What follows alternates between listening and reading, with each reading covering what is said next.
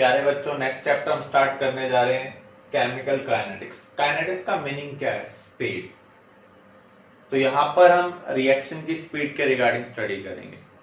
तो हम क्या कह सकते हैं? Chemical kinetics is that branch of chemistry which deals with study of speed of reaction and factor which decide speed of reaction. अब speed को स्टडी करने का पर्पज क्या है?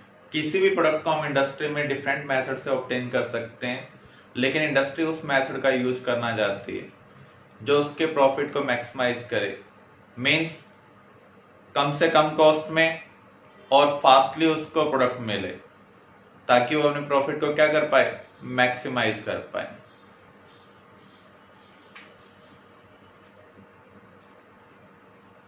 रेट और स्पीड ऑफ रिएक्शन।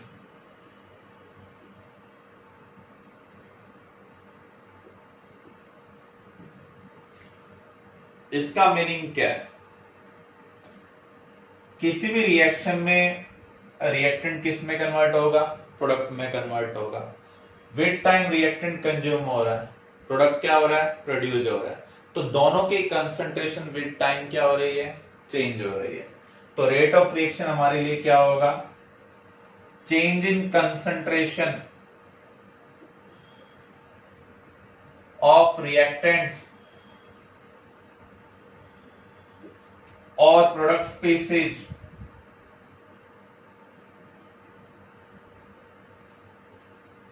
पर यूनिट टाइम।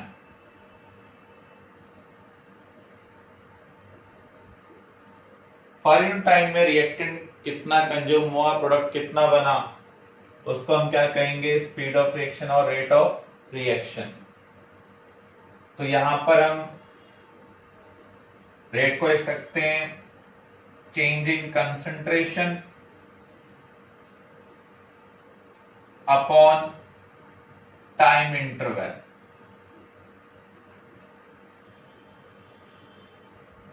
यहां पर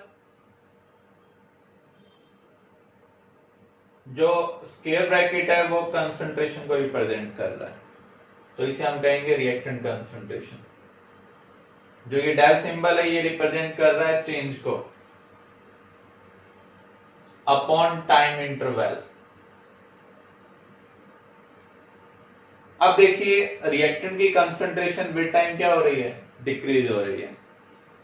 तो चेंज इन कंसंट्रेशन क्या होगा? Final concentration minus initial concentration. तो यहां पर जो ये डिफरेंस है ये नेगेटिव है, लेकिन रेट कभी भी नेगेटिव नहीं होता, स्पीड कभी भी नेगेटिव नहीं होती है। तो इसको पॉजिटिव में कन्वर्ट करने के लिए हम बाहर क्या रख रहे हैं? नेगेटिव। तो नेगेटिव साइन यहां पर एक्चुअल में इंडिकेट कर रहा है species concentration decrease with time, क्योंकि जो डिफरेंस हमेशा हम फाइनल माइनस इनिशियल लेकर चलते हैं। ऐसे अगर हमें प्रोडक्ट के टर्म में निकालना हो तो हम क्या लेंगे? प्लस। तो प्लस का मीनिंग क्या होगा? Species concentration increase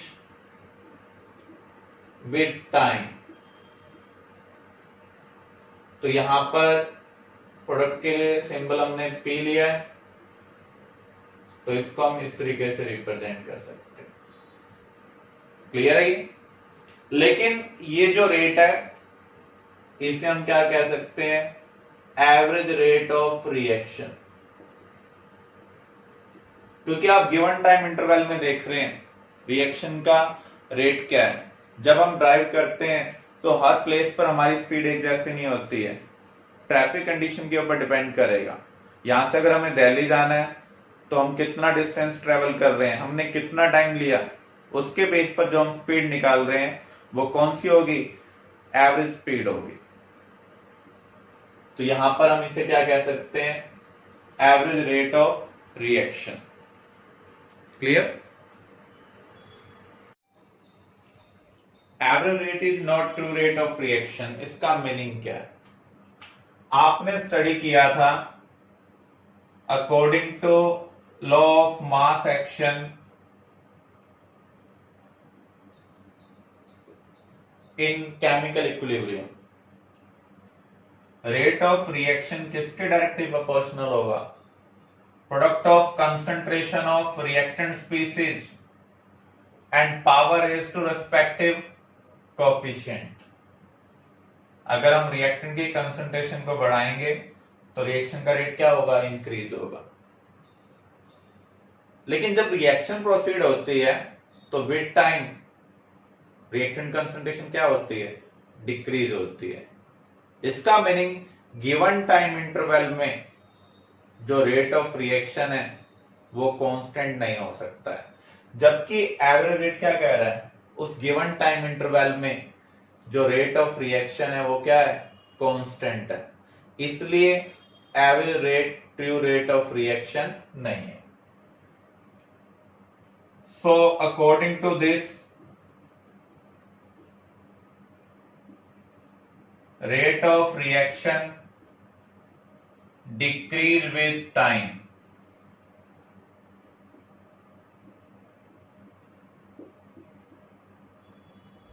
but according to average rate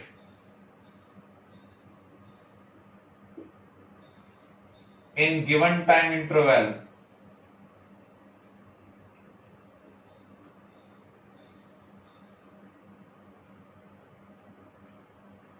rate of reaction must be constant,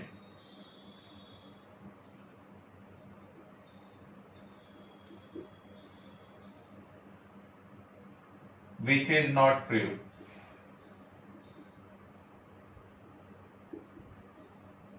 Hence, average rate is not true rate of reaction. Clear है? तो इस प्रॉब्लम को सॉल्व करने के लिए हमने एक नया रेट कंसिडर किया, इंस्टेंटेनियस रेट। इंस्टेंटेनियस रेट का मीनिंग क्या है? Rate of reaction at particular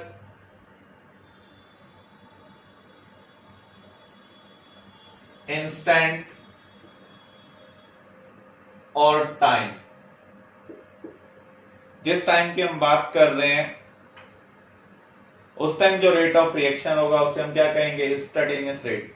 अगर हम यहां से दिल्ली जा रहे हैं, रोहतक पहुंचने पर इस टाइम पर हमारी स्पीड क्या थी, उसे हम क्या कहेंगे? Instantaneous rate. वो एवरेज के इक्वल हो भी सकती है और नहीं भी।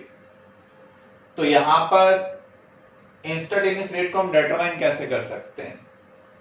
इंस्टेंटेनियस रेट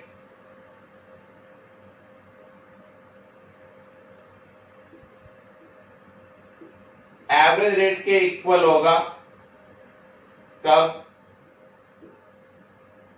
जब हम टाइम इंटरवल को जीरो कर दें। हम टाइम इंटरवल को क्या कर दें? जीरो कर दें। एवरेज रेट की मान लो कुछ मैथमेटिकल एक्सप्रेशन आपको दी हुई है, उसमें टाइम वेरिएबल है या टाइम इंटरवल जो है वो वेरिएबल है।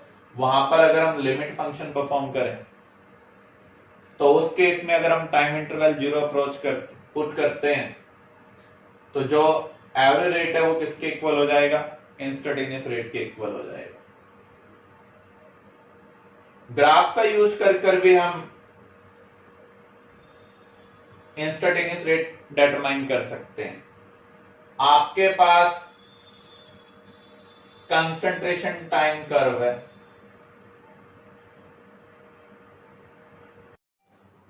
कंसंट्रेशन टाइम कर्व हम रिएक्टेंट के लिए भी ले सकते हैं, प्रोडक्ट के लिए भी ले सकते हैं। रिएक्टेंट की कंसंट्रेशन विद टाइम क्या हो रही है? डिक्रीज हो रही है। जिस भी टाइम पर, मान लीजिए इस टाइम के ऊपर हमें इंस्टेंटेनियस रेट कैलकुलेट करना है, तो आप क्या करेंगे? परपेंडिकुलर ड्रॉ करेंगे। ये इस कर्व को यहां पर कट कर रहा है। अब आप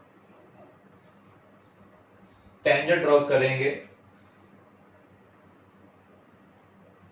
इस पॉइंट पर टू द कर्व। तो यहां पर रेट किसके इक्वल होगा? Slope of tangent. Slope of tangent हम कैसे निकाल सकते हैं? परपेंडिकुलर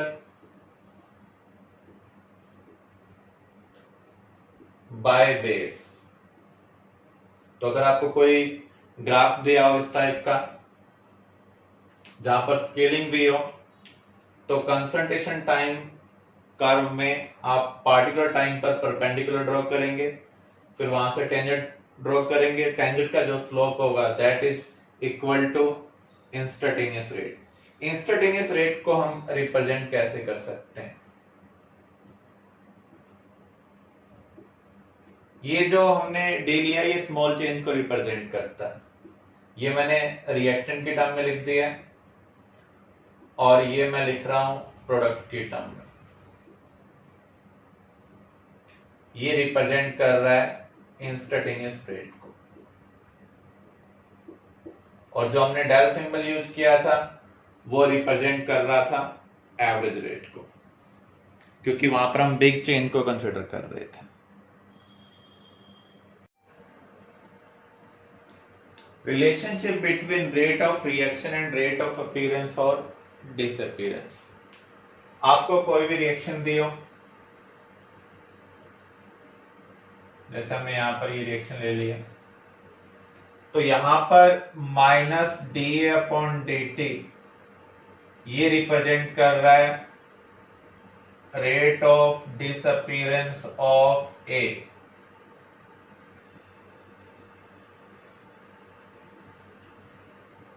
ए यहां पर रिएक्टेंट है, विद टाइम क्या हो रहा है? कंज्यूम हो रहा है। ऐसे ही minus DB upon D T ये रिप्रेजेंट कर रहा है rate of disappearance of B को, plus DC upon D T ये रिप्रेजेंट कर रहा है rate of appearance of C. C यहां पर प्रोडक्ट है, विद टाइम प्रोड्यूस हो रहा है, अपीयर हो रहा है। तो अब हम रेट ऑफ रिएक्शन को कैसे रिलेट कर सकते हैं? जो आपको कोएफिशिएंट दिख रहा है, आप क्या करेंगे? रेट ऑफ अपीयरेंस या डिसअपीयरेंस को इससे डिवाइड कर दें। वो किसके इक्वल होगा? रेट ऑफ रिएक्शन के इक्वल होगा। तो यहां पर हम rate of reaction in terms of A क्या लिख सकते हैं?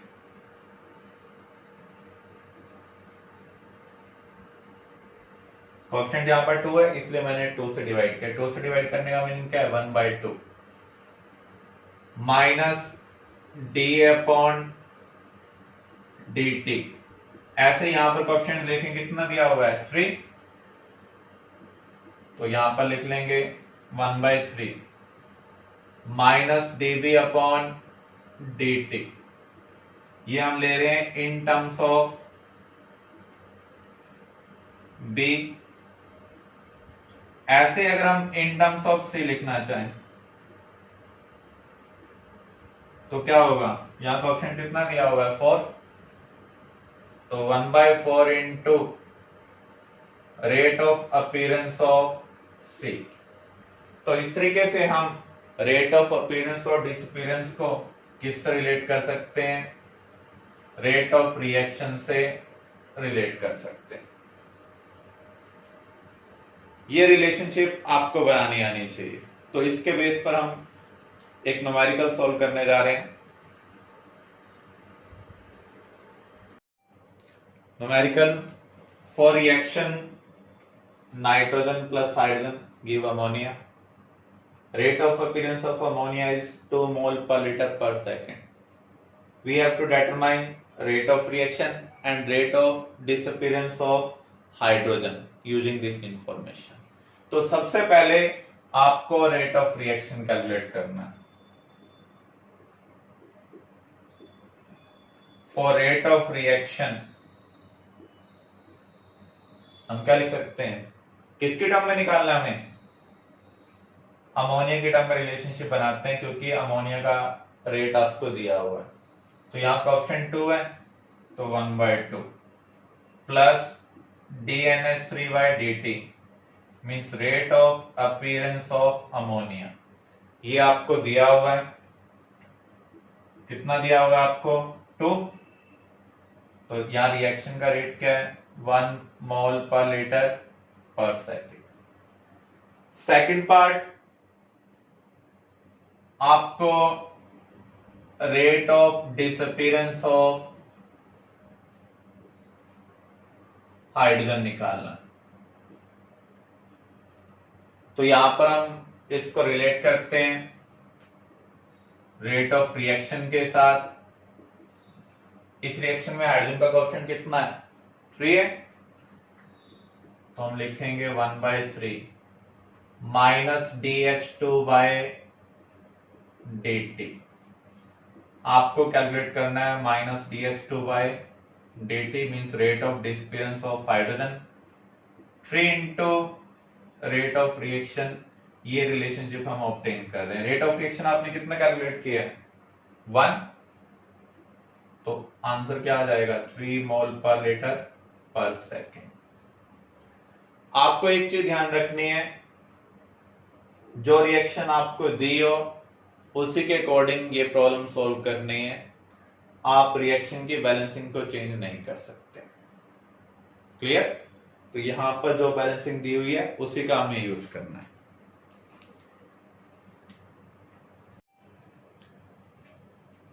आपको कोई भी रिएक्शन दी हुई है, उस केस में रेट हम कैसे डिटरमाइन करेंगे? फॉर एग्जाम्पल आपको रिएक्शन दे दी है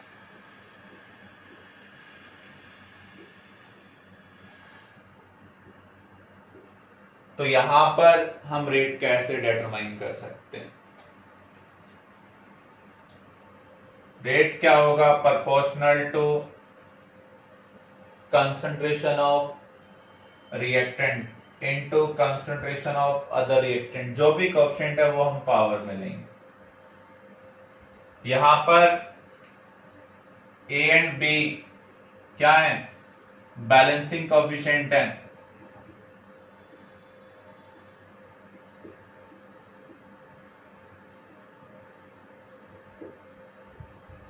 अगर आप रिएक्टेंट की कंसंट्रेशन को बढ़ा रहे हैं तो रेट बढ़ रहा है। प्रोपोर्शनैलिटी का सिंबल हटाएंगे तो एक कांस्टेंट आएगा।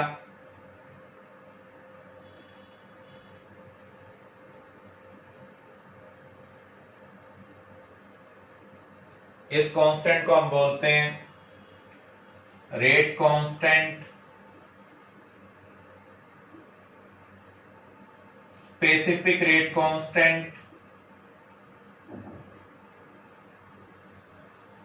और velocity constant.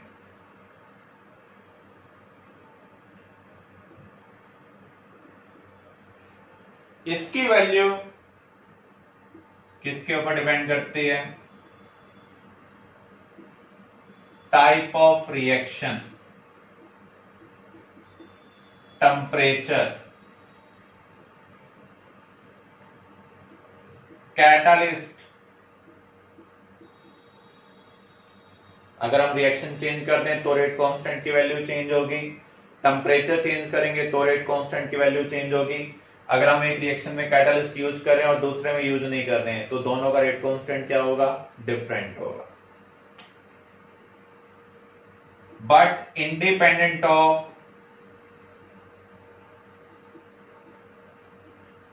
Concentration of reactants. ये रिएक्टेंट की कंसंट्रेशन से इंडिपेंडेंट है। यहां पर जो हमने एक्सप्रेशन लिखी है यूजिंग बैलेंसिंग कोएफिशिएंट, इसे हम कहेंगे थ्योरेटिकल रेट, मैथमेटिकल रेट। जैसे P इक्वल टू nRT में हम मैथमेटिकली ऑब्टेन करते हैं। एक्चुअल में कोई भी गैस आइडियल नहीं है। तो यहां मैथमेटिकली हम रेट कैलकुलेट कर रहे हैं। इसकी कंसंट्रेशन हमने 1 पुट की, इसकी कंसंट्रेशन 2 पुट की, तो रेट आपको क्या मिलेगा? तो इस रेट को हम क्या कहेंगे? Theoretical rate. Theoretical rate experimental rate के इक्वल हो भी सकता है और नहीं भी। जैसे 1 मोल गैस का एसटीपी कंडीशन में वॉल्यूम कितना होना चाहिए? 22.4 litre. That is applicable for ideal gas. Practically ये 22.4 के इक्वल हो भी सकता है और नहीं भी। अगर इक्वल नहीं होगा तो उस केस में वो नॉन आइडियल गैस है। जैसे हमने डेविएशन के बारे में स्टडी किया, दो टाइप की डेविएशन होती है, पॉजिटिव एंड नेगेटिव। अगर एक्सपेक्टेशन से कम हो तो नेगेटिव, ज्यादा हो तो पॉजिटिव। तो सिमिलर वे में रेट यहाँ हमारी एक्सपेक्टेशन से कम भी हो सकता है और ज्यादा भी हो सकता है। क्लियर है?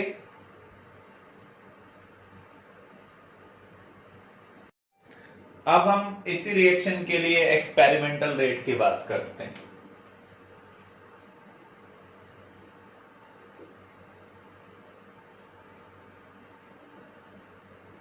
और इससे रेलेवेंट जो एक्सप्रेशन होती है उसे हम बोलते हैं रेट लॉ एक्सप्रेशन। तो यहां एक्सप्रेशन क्या होगी इस रिएक्शन के लिए? Rate equal to rate constant,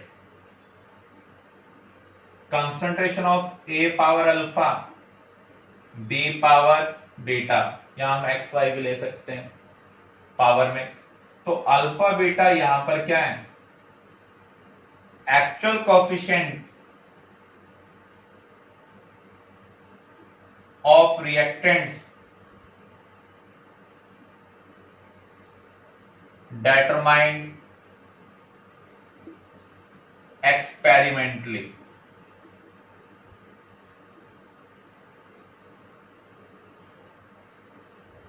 यहां पर ये कोई बैलेंसिंग के कोएफिशिएंट नहीं है, ये एक्सपेरिमेंटल कोएफिशिएंट है। ये हमें बता रहे हैं रेट ऑफ रिएक्शन एक्चुअल में उस पार्टिकुलर रिएक्टेंट के ऊपर कैसे डिपेंड करता है। तो यहां पर इस एक्सप्रेशन को हम क्या कहेंगे? Rate law expression. ये बैलेंसिंग के कोएफिशिएंट के इक्वल हो भी सकते हैं और नहीं भी। मींस ये रेट थ्योरेटिकल रेट के इक्वल हो भी सकता है और नहीं भी। यहां तक क्लियर है? अब हम अल्फा बीटा की वैल्यू कैसे डिटरमाइन करेंगे? फॉर एग्जांपल, अभी आप किसी रिएक्शन को प्रोसीड करवा रहे हैं, उस रिएक्शन की स्पीड आपने देख ली। अब आप क्या करें? एक रिएक्टेंट की कंसंट्रेशन को फिक्स रखें, दूसरे की कंसंट्रेशन को डबल कर दें। मान लीजिए आपने एक ही कंसंट्रेशन को डबल किया। जब हमने एक ही कंसंट्रेशन को डबल किया तो हम ऑब्जर्व कर रहे हैं रेट चेंज ही नहीं होगा। इसका मीनिंग रेट ऑफ रिएक्शन एक ही कंसंट्रेशन से क्या है? इंडिपेंडेंट है। अगर एडिशन सब्ट्रैक्शन का केस होता तो आप उसको नेग्लेक्ट करने के लिए क्या पुट करते? जीरो पुट करते। यहां पर अगर आप ध्यान से देखें, मल्टीप्लिकेशन का केस है, अगर आप जीरो पुट करेंगे तो रेट जीरो हो जाएगा। प्रैक्टिकली वो चीज करेक्ट नहीं है। इंडिपेंडेंट करना है, किसी चीज को नेग्लेक्ट करना है तो उसकी वैल्यू 1 होनी चाहिए। उसकी वैल्यू 1 कब होगी? जब उसकी पावर आप जीरो पुट करेंगे। तो ऐसे केस में अल्फा क्या हो जाएगा? जीरो हो जाएगा। अगर हम एक ही कंसंट्रेशन डबल करते हैं, रेट ऑफ रिएक्शन चेंज नहीं हो रहा है, इसका मीनिंग रेट ऑफ रिएक्शन एक ही कंसंट्रेशन से इंडिपेंडेंट है। हमें एक को नेग्लेक्ट करना होगा तो एक की पावर हम क्या लेंगे? जीरो लेंगे। मल्टीप्लिकेशन डिवीजन में अगर किसी को नेग्लेक्ट करना है तो उसकी वैल्यू 1 पुट करनी होगी। तो पावर जीरो लेने पर वो वैल्यू क्या हो जाती है? 1 हो जाती है। अब आपने एक ही कंसंट्रेशन को तो फिक्स रखा, बी की कंसंट्रेशन को आपने डबल किया। आपने ऑब्जर्व किया रेट ऑफ रिएक्शन 4 टाइम्स हो रहा है। 2 की पावर हम क्या रखें कि रेट 4 हो जाए? 2 की पावर क्या होनी चाहिए? 2। इसका मीनिंग यहां पर बीटा क्या आ जाएगा? 2 आ जाएगा। तो इस तरीके से हम अल्फा बीटा की वैल्यू एक्सपेरिमेंटल डेटा का यूज करके डिटरमाइन कर सकते हैं। तो अल्फा बीटा यहां पर एक्चुअल कोएफिशिएंट है ऑफ रिएक्टेंस जिनके ऊपर एक्चुअल में रिएक्शन डिपेंड करती है। रेट कांस्टेंट की डेफिनेशन क्या होगी? अगर आप इस एक्सप्रेशन में सभी रिएक्टेंट स्पीसीज की कंसंट्रेशन 1 पुट कर दें तो उस केस में हम क्या ऑब्जर्व करेंगे? रेट कांस्टेंट किसके इक्वल होगा? रेट ऑफ रिएक्शन के इक्वल होगा। तो हम क्या कह सकते हैं? It is equal to rate of reaction when concentration of each reactant species is 1 और यूनिटी। अगर हम सभी रिएक्टेंट स्पीसीज की कंसंट्रेशन 1 पुट कर दें तब रेट कांस्टेंट किसके इक्वल होगा? रेट ऑफ रिएक्शन के इक्वल होगा। तो इसका यूज कर हम डेफिनेशन लिख सकते हैं, it is equal to rate of reaction when concentration of each reactant species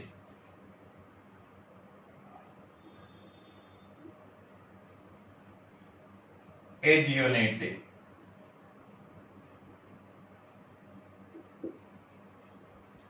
clear? तो थ्योरेटिकल रेट और रेट एक्सप्रेशन में क्या डिफरेंस है?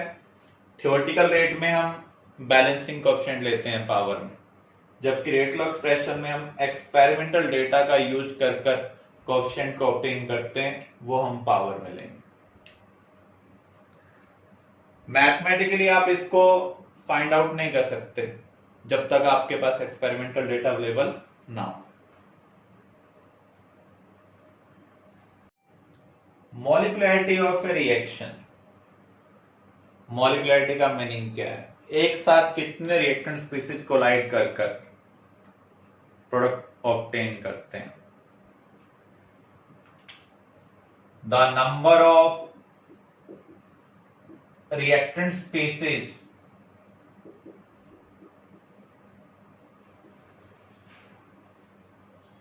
Colliding simultaneously to give product.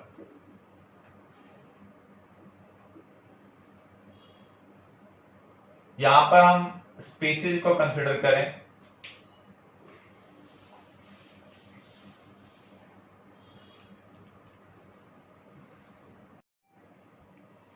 मॉलिक्युलरिटी of A reaction, इसका मीनिंग क्या है?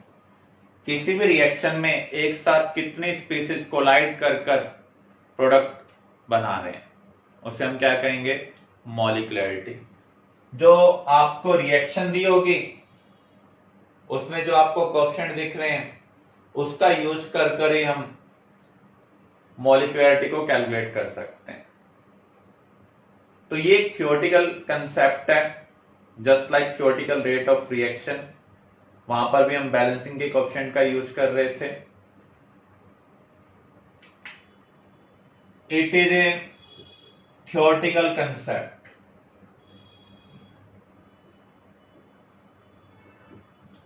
and given by number of species colliding simultaneously to give product.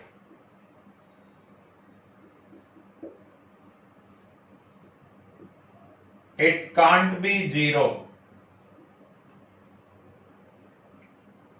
fractional and negative.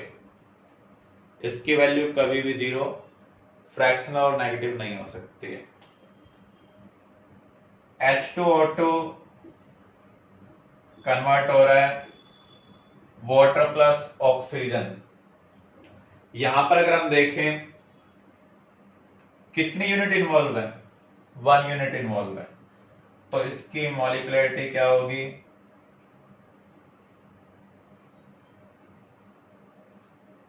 One होगी।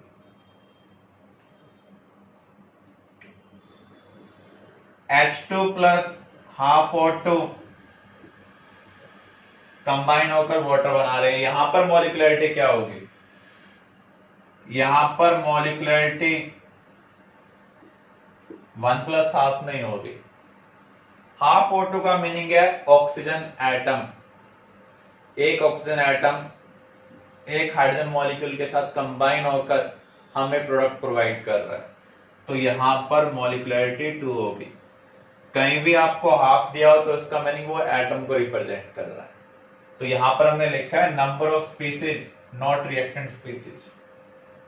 Molecular form atomic form में convert हो सकती है, तो यहां पर मॉलिक्युलरिटी क्या है? 2 है। H2 प्लस Cl2 2HCl, या फिर आपको ये दे दिया जाए half H2 plus half Cl2 HCl। तो यहां मॉलिक्युलरिटी क्या होगी? हाफ H2 का मीनिंग क्या है? Hydrogen atom. हाफ क्लोरीन का मीनिंग क्या है? Chlorine atom. तो यहां पर भी दो स्पीसीज एक साथ कोलाइड कर रही हैं। तो जितने स्पीसीज एक साथ कोलाइड कर प्रोडक्ट हमें प्रोवाइड करेंगी उसे हम क्या कहेंगे? मॉलिक्युलरिटी। मॉलिक्युलरिटी की वैल्यू 3 से ज्यादा होना रेयर होगा। हम नॉर्मली ये मानकर चलते हैं मॉलिक्युलरिटी 3 से ज्यादा नहीं हो सकती है। इसका रीजन क्या है? 3 से ज्यादा पार्टिकल एक साथ एक दूसरे को कोलाइड नहीं कर सकते, ऐसे चांसेस रेयर होंगे। तो आप ये कह सकते हैं मॉलिक्युलरिटी ग्रेटर देन 3 क्या होगी? रेयर केस में होगी। हमें ये जो कर चलना है, मैक्सिमम वैल्यू मॉलिक्युलरिटी की 3।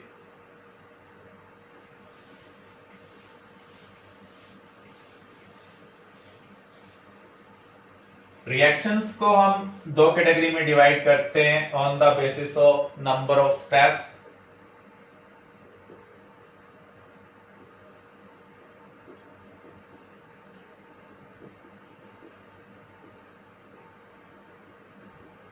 तो यहां पर उसी के बिहाफ पर हम उनका नेम रख रहे हैं elementary and complex reaction. Elementary reaction का मीनिंग क्या है? Single step reaction. जो रिएक्शन एक ही स्टेप में कंप्लीट हो जाए उसे हम क्या कहेंगे? Elementary reaction. जैसा हम लिख रहे हैं जरूरी नहीं कि रिएक्शन ऐसे ही कंप्लीट हो। जैसा आपने ऑर्गेनिक में पढ़ा है इंटरमीडिएट के बारे में, कार्बोकेटाइन, कार्बन आयन, तो रिएक्शन में कुछ ऐसी स्पीसीज प्रेजेंट होती हैं जो ना तो रिएक्टेंट होती है ना ही product, but part of reaction. अगर ऐसा हो रहा है तो उस रिएक्शन के अंदर क्या होंगे? मल्टीपल स्टेप होंगे, और जहां पर मल्टीपल स्टेप्स हैं उस रिएक्शन को हम क्या कहेंगे? Complex reaction. तो एलिमेंट्री रिएक्शन में जैसा आपको दिख रहा होगा वैसे ही मॉलिक्युलरिटी होगी, लेकिन कॉम्प्लेक्स रिएक्शन में हम मॉलिक्युलरिटी को कंसिडर ही नहीं करते हैं फॉर ओवरऑल रिएक्शन।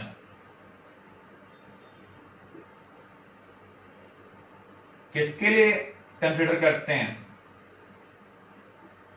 अलग अलग स्टेप के लिए हम मॉलिक्युलरिटी फाइंड आउट कर सकते हैं।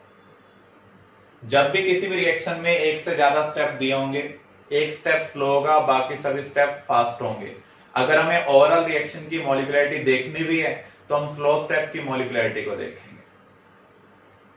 तो मॉलिक्युलरिटी यहां पर एक थियोरेटिकल कंसेप्ट है, ये एक्सपेरिमेंटल कंसेप्ट नहीं।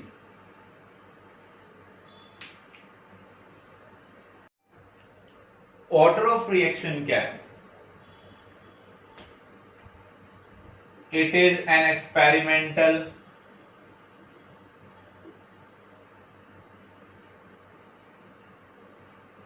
concept and given by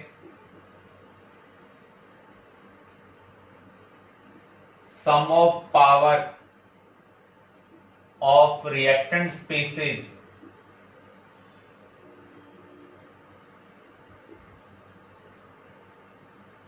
determined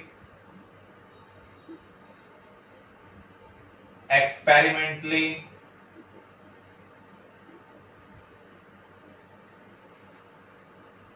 in rate law expression, या सिंपली आप ये कह सकते हैं ये sum of actual coefficient of all the reactant species in a reaction. हमने कंसिडर किया था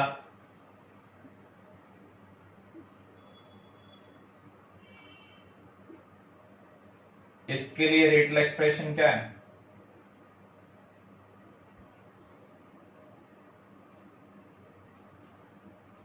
rate equal to k into concentration of a power alpha b power beta. तो यहां पर अल्फा क्या है? Order of reaction with respect to A, beta यहां पर क्या है, order of reaction with respect to B. Overall order क्या होगा, सम ऑफ पावर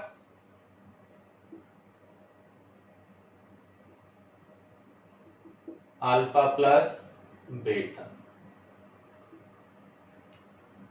ये जो अल्फा बीटा की वैल्यू हम एक्सपेरिमेंट के बिना नहीं निकाल सकते हैं, ऑलरेडी हम डिस्कशन कर चुके हैं इस चीज के रिगार्डिंग।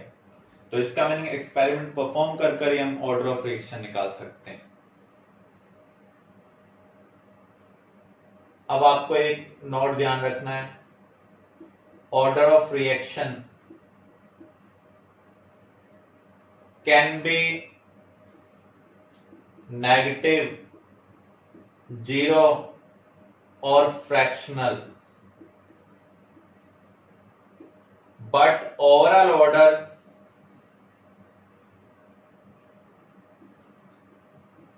Can't be negative. एक पार्टिकुलर रिएक्टेंट या प्रोडक्ट के रिस्पेक्ट में जो ऑर्डर है वो नेगेटिव हो सकता है, लेकिन ओवरऑल ऑर्डर कभी भी नेगेटिव नहीं होगा। रिएक्शन का ऑर्डर हमें एक्सपेरिमेंटली निकालना होगा, लेकिन कुछ केस में हम रिएक्शन को देखकर भी प्रिडिक्ट कर सकते हैं रिएक्शन का ऑर्डर क्या है। जीरो ऑर्डर रिएक्शन, जैसे आपको कोई रिएक्शन दी हुई है, यहां पर जीरो ऑर्डर का मीनिंग क्या होगा,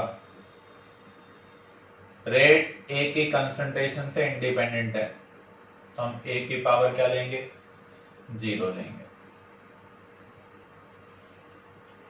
तो यहां पर ऐसी कौन सी रिएक्शन है जिन्हें हम देखकर ही डिसाइड कर सकते हैं वो जीरो ऑर्डर है या नहीं है। जितने भी फोटोकेमिकल रिएक्शन है उनका ऑर्डर जीरो होगा। जैसे आपने ये रिएक्शन लिखी थी हाफ H2 हाफ Cl2,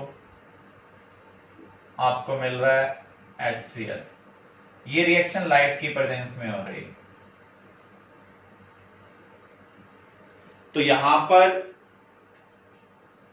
कितने रिएक्टेंट प्रोडक्ट में कन्वर्ट होंगे वो किसके ऊपर डिपेंड कर रहा है, लाइट की इंटेंसिटी पर। इंटेंसिटी का मीनिंग क्या होता है, number of radiations per unit area.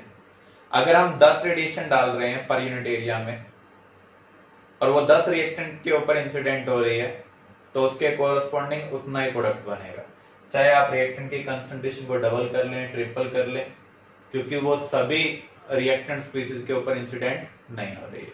अगर आप इंटेंसिटी को डबल या ट्रिपल करते हैं तो उस केस में रिएक्शन का रेट चेंज होगा, क्योंकि अब रिसीविंग रिएक्टेंट स्पीसीज जो रेडिएशन को रिसीव कर रहे हैं वो इंक्रीज हो रहे हैं, जबकि यहां पर जो लाइट है वो कोई रिएक्टेंट नहीं है।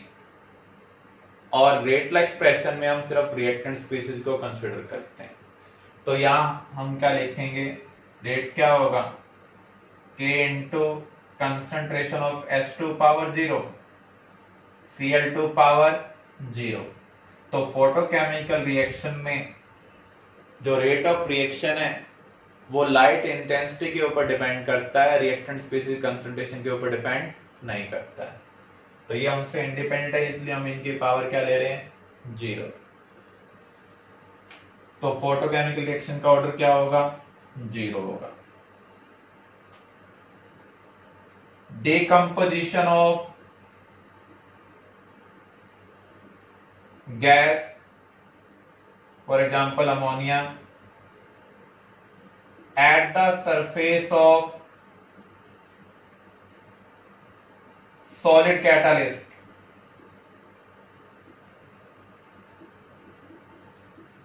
under high pressure। जब हम अमोनिया का डिकम्पोजिशन करते हैं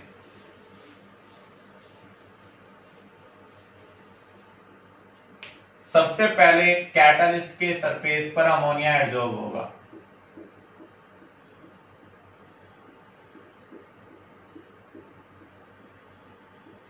मान लो यहां पर 100 सीट है, तो 100 अमोनिया यहां पर स्टिक होंगे। तो अमोनिया जितने भी स्टिक होंगे हीट की एक्शन की वजह से वो किस में कन्वर्ट हो जाएंगे, नाइट्रोजन प्लस हाइड्रोजन के अंदर। हमने प्रेशर ज्यादा लिया हुआ है, इसका मीनिंग जितनी सीट है उससे ज्यादा अमोनिया यहां पर अप्रोच कर रहे हैं।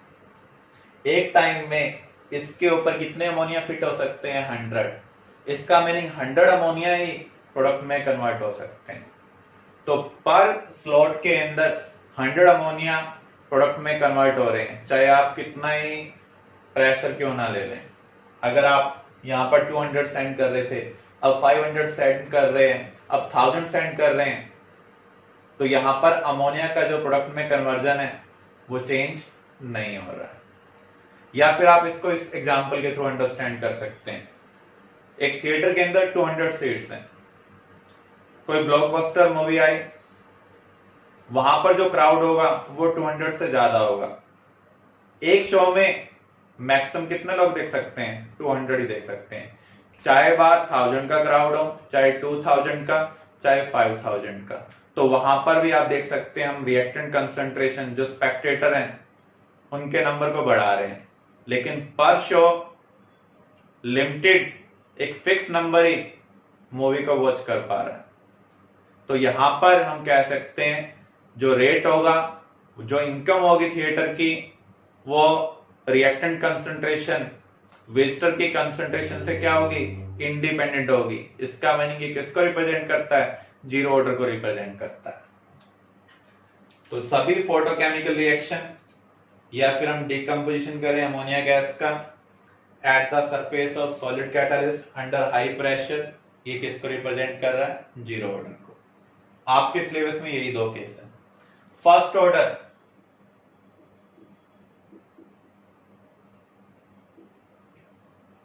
Radio active decay,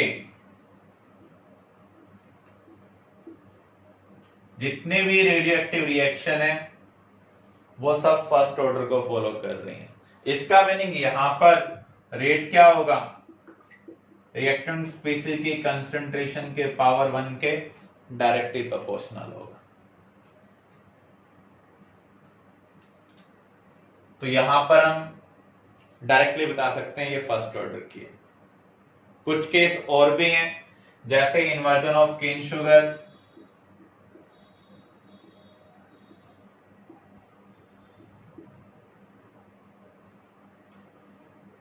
acidic hydrolysis,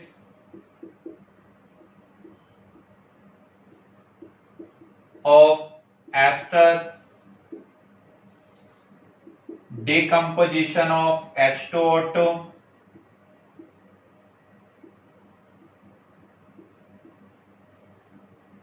ये आपको याद रखने, ये फर्स्ट ऑर्डर के हैं। बाकी कोई भी केस आएगा तो हम एक्सपेरिमेंटल डेटा का यूज कर ही ऑब्टेन करेंगे उसका ऑर्डर क्या है। तो ये 3-4 केस हैं, ये तो सभी केस में जितने भी रेडियो एक्टिव केस हैं, ये 3 केस आपको स्पेसिफिकली याद रखने हैं जिनका ऑर्डर क्या आ रहा है, 1 आ रहा है। हाइड्रोलाइसिस 2 टाइप का होता है, एसिडिक और एल्कलाइन। अगर हम एस्टर का एसिडिक हाइड्रोलाइसिस करते हैं तो उसका ऑर्डर 1 है। इसको हम लेटर अंडरस्टैंड भी करेंगे कैसे हम इसका ऑर्डर 1 कह रहे हैं। लेकिन अगर एल्कलाइन हाइड्रोलाइसिस आ जाए तो इसका ऑर्डर क्या होगा, 2 होगा। तो ये आपको ध्यान रखना है, एसिडिक हाइड्रोलाइसिस ऑफ एस्टर का ऑर्डर क्या है, 1, एल्कलाइन हाइड्रोलाइसिस का ऑर्डर क्या है, 2 है।